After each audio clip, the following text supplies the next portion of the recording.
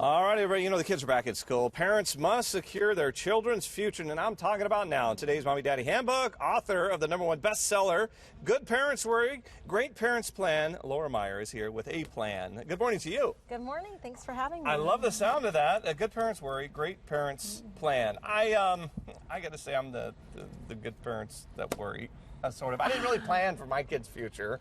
I did a little bit. But I didn't do, I think, everything you should have done. So let's talk about what you should do as a parent planning for your kid's future. There's a couple of things. There's 4 things, right?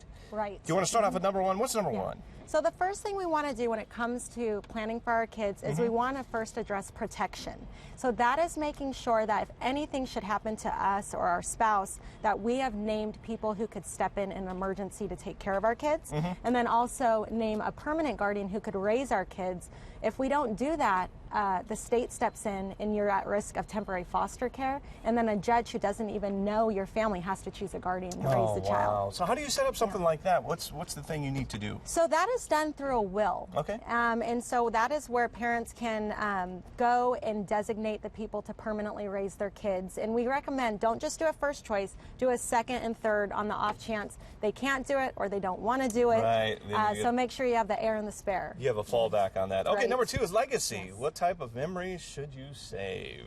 Is that right? Right, and so that is one of the things we overlook a lot when it comes to our financial planning and estate planning, is we forget we're supposed to preserve who we are as a person. And that's making sure that our kids know who we were, the special memories that we had for them, what we want for them in the future, and the conversations we just haven't had yet. So taking time to either record it on audio or to write letters to your kids so that they won't have that huge void if something happened to you. Nowadays, it's just pick up your phone and hit the video. Or go on Facebook. Yeah, Facebook. Here's all your memories right here. Totally. Yeah, so easy to do nowadays. Yeah. Accessibility. Yeah. This is where trust plays a part. So what's that all about? So what you want to do is you want to make sure if you were, God forbid, became incapacitated or passed away, that your family could immediately access all of the assets to live.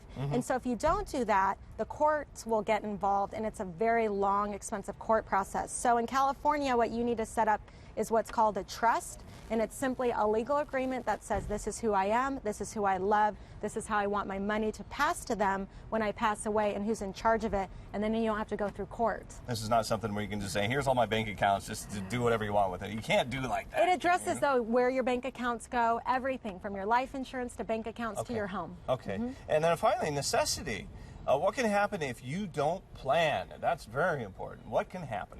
You know, honestly, the saddest calls I get is when someone has lost a loved one and then they're having to call an attorney the next day because nothing is in place. Okay. And so not only do you put your family through that difficult process, but it's super expensive. The government ends up getting a lot of the money, and you end up going through court processes, and then you risk your own children being put in temporary foster care in courtrooms. Wow. And that's something none of us want. There's so much to think about. Let's say if the kid's a little bit older, is it too late to start planning all of this stuff? No, as long as you are healthy and well, it is the time to plan. So if you didn't get around to it when your kids were first born, definitely do it now. It's never too late to go in and start getting that planning in place that you need. And this is where we go to talk to someone like you, right?